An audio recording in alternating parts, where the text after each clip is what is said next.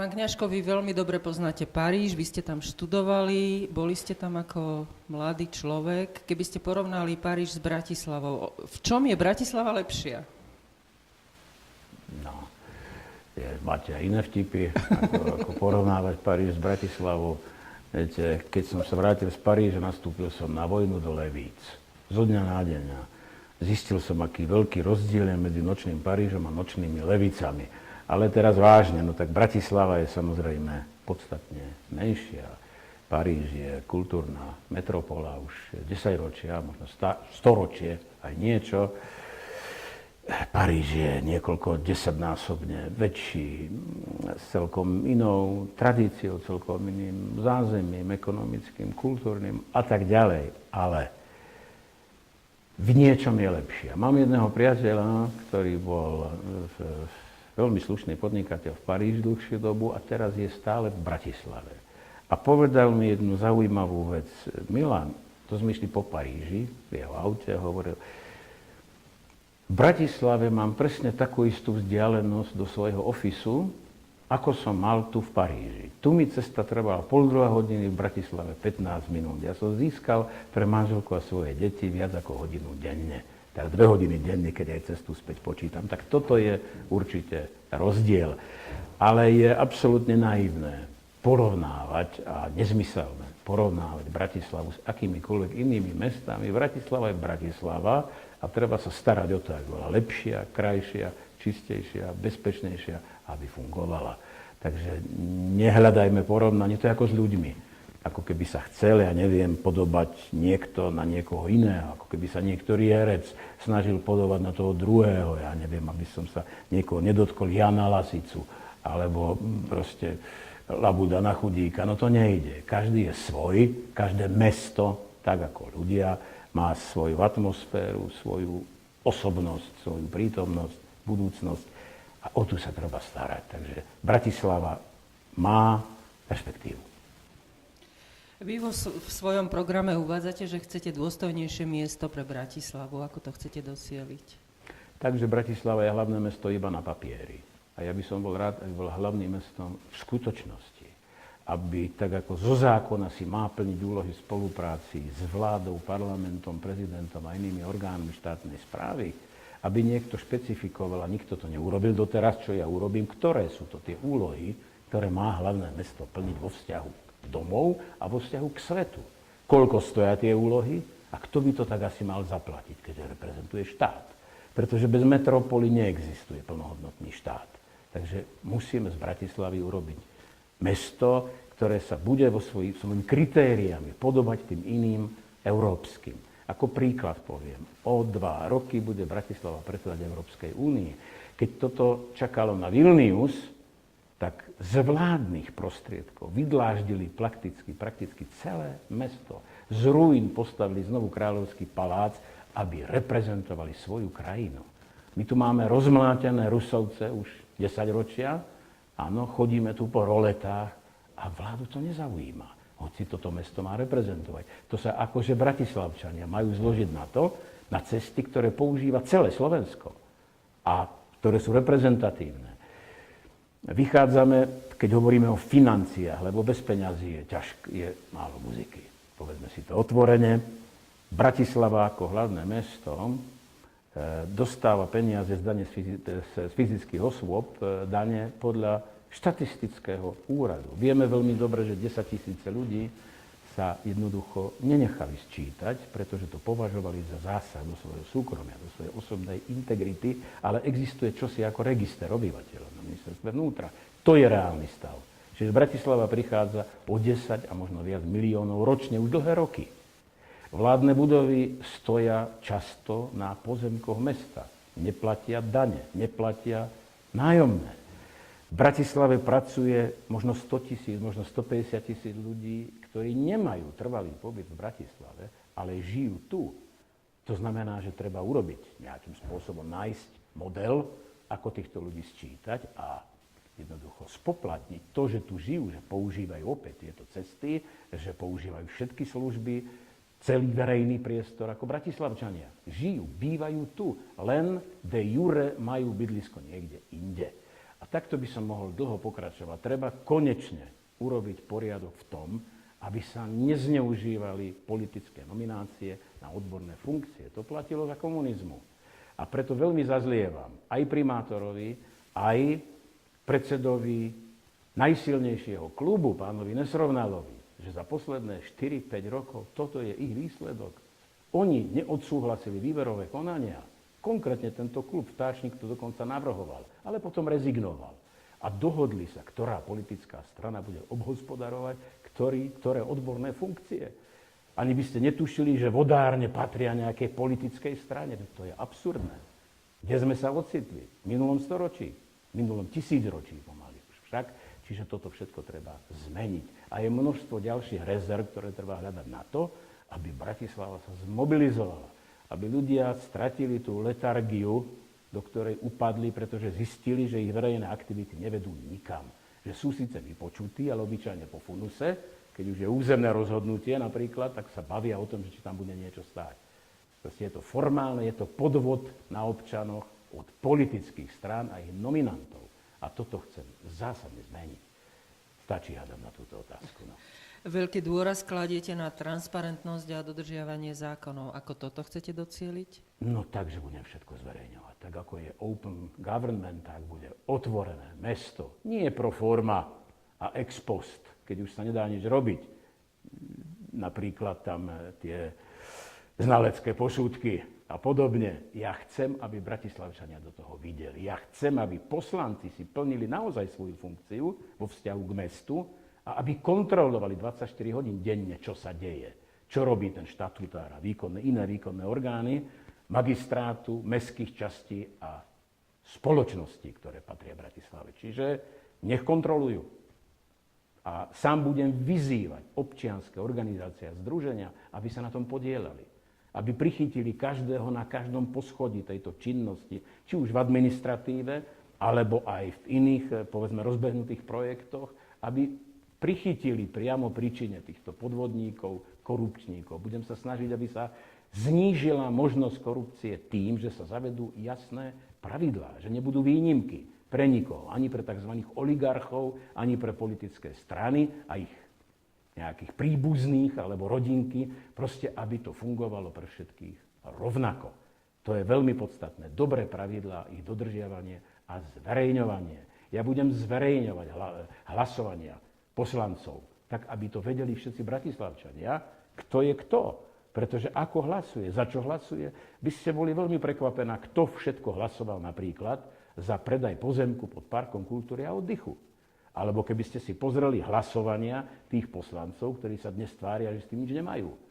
Skrátka, toto všetko bude prístupné verejnosti a budem sa veľmi snažiť, aby to PR a styk s verejnosťou na magistráte bol taký, aby občania vedeli, ako sa tam správame a správajú, a aby mali možnosť do toho efektívne zasiahnuť, pokiaľ sa niečo pripravuje. S dodržiavaním zákonov súvisia aj tzv. Čierne stavby. No. Veľmi proti tomu brojíte, aspoň vo svojom programe. Ako toto chcete docieliť? Hovoríte, že budete aj proti tomu, aby sa dodatočne legalizovali čierne stavby. Áno, nulová tolerancia. Aj zo zákona by sa to dalo urobiť a doteraz nebol strhnutý ani bufet na Slovensku. Prečo asi? Vyrastajú čierne stavby ako huby po daždi, už to dávno. Prečítajte si Gorilu na Slavíne, čo som napísal asi pred 2-3 rokmi o jednej čiernej stavbe, ale ktorá stojí, ktorá má posvetenie dokonca aj od Najvyššieho súdu. No toto je naša krajina. To znamená podvod za podvodom. Tieto verejné inštitúcie bohužiaľ nepracujú pre verejnosť, pracujú pre záujem politických strán, jednotlivcov a pre ekonomické záujmy. Osobne som presvedčený, keď sa to ťažko dokazuje, že je to nesmierne korupčné prostredie. Čiže nulová tolerancia čiernym stavbám a zazlievam veľmi vláde a poslancom, že podliehajú lobizmu a doteraz nemáme normálny stavebný zákon so stavebnou políciou a s možnosťou zbúrať a strhnúť tie časti stavby, ktoré sú v rozpore so zákonom a keď aj máme, nedeje sa to. Povedzte si otázku, že prečo. Viete, že vznikne čosi ako územné rozhodnutie, k tomu vydá magistrát nejaké vyjadrenie. To je povedzme pozitívne, lebo je v poriadku. Potom je stavebné povolenie na nejakú stavbu. Aj to je v poriadku. A potom príde zmena stavby pred dokončením. A teraz každý stavebný úrad tie zmeny jednoducho robí. Ja neviem, z akých dôvodov, treba sa ich opýtať. Pod každým svinstvom je niekto konkrétne podpísaný. Treba tie veci zverejňovať. Možno urobím zoznam stavieb, ktoré v Bratislave nikdy nemali stáť a ktoré sú maslom mojich predchodcov. Vrátane tých, ktorí teraz kandidujú. Samozrejme. Alebo zoznam stavieb, ktoré nikdy nemali padnúť. Je hanbou nás všetkých, že sme stratili pamiatky, priemyselné pamiatky, ako Káblo, Cvernovka a tak ďalej, ktoré zrovnali so zemou. V civilizovaných krajinách sú tam kultúrne inštitúcie, sú tam luxusné byty, skrátka patrí to mestu. Nemáme právo ničiť takýmto spôsobom našu históriu. Máme povinnosť sa o to starať. Bohužiaľ, peniaze sú asi vzácnejšie ako akákoľvek morálka a vzťah k minulosti. To by sa v Paríži nemohlo stať napríklad. No, to by sa v Paríži. Ale nikde v civilizovanom svete, vedľa v Rakúsku, v Chorvátsku zbúrali asi 2500 stavieb. Proste zákon musí platiť a pre všetkých rovnako. Ale to už súvisí aj so súdmi, to už súvisí so všetkým, to si s týmto prostredím určite všetko nezmení. Ale začnem. A veľmi dôrazne. Ako budete riešiť dopravu v Bratislave? Tá tiež je hlboko neriešená. Zanedbávaný problém dlhé roky. Hovorí sa tu už roky o záchytných parkoviskách. Nestojí ani jedno. Je tu ten predvolebný vtip v Inchebe, kde hodina stojí €0,5 a je v podstate v centre mesta. Tam sa môžete dostať len cez mosty, pokiaľ nemáme na mysli tie tisíce rakúskych gastajbartrov, ktorí tam chodia pracovať. Však teraz som si dovolil zavtipkovať, pretože to parkovisko je prázdne. V Prahe a v iných mestách, prepočte, stojí takéto parkovanie 20 korún denne, českých korún konkrétne. No, u nás €0,5 na hodinu. No, to je niečo absurdné a vzniklo to pred voľbami. Záchytné parkovisko nemôže byť v centre mesta, ale na okrajoch mesta. To poprvé. Po druhé, kým nebude nultý obchvat, pretože ten všeličo vyrieši, tak je potrebné, aby sa harmonizovala mestská doprava s dôrazom na koľajovú dopravu. Bratislava využíva 27% koľajovej dopravy v prepočte na cestujúcich, Brno napríklad 50%. Čiže je potrebné, aby od toho záchytného parkoviska mohol občan nastúpiť do hromadnej dopravy, ktorá bude rýchlejšia ako autom, bude lacnejšia, ako by ho stalo parkovanie v meste a ten čas, ktorý tam strávi, bude skrátka na normálnej kultivovanej úrovni. Lenže s týmto sa už malo dávno začať. Čiže bude treba začať, to sa nedá vyriešiť za niekoľko mesiacov, ale toto je princíp, ktorý treba riešiť. Plus potom tá statická doprava, to znamená parkovanie.